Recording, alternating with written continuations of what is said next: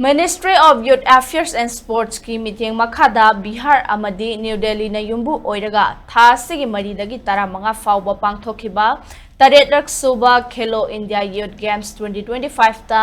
Manipur gi mahut siluba Sanaroi amadi state asigi mingchat purakhraba medalist sing ngasi Meeyamna harau Taramna Ok-Khre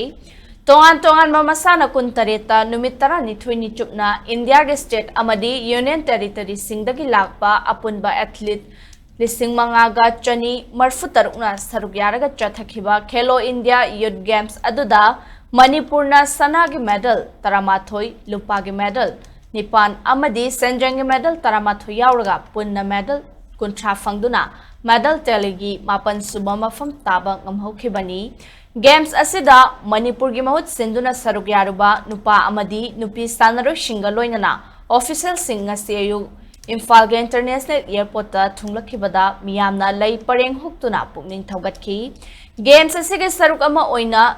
lawn tennis masanagi da Manipur dagi naitom saruk yarubada champion oiduna gold medal fanglakhraba Sankar Haisnambu Manipur Tennis Association Imphal District Tennis Association ATL Seyo Thau amadi mahakimung manungi miyoi singna harau Taramna okhi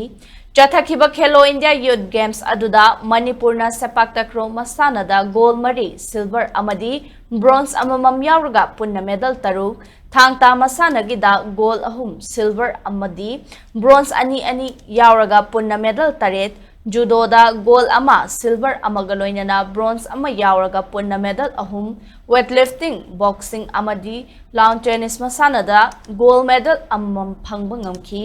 Fencing masanagi da silver medal ahum amadi bronze medal manga punna medal nipan cycling gida silver medal amaga bronze amaga punna medal ani football masana da bronze medal amaga phangba ngamlakhibani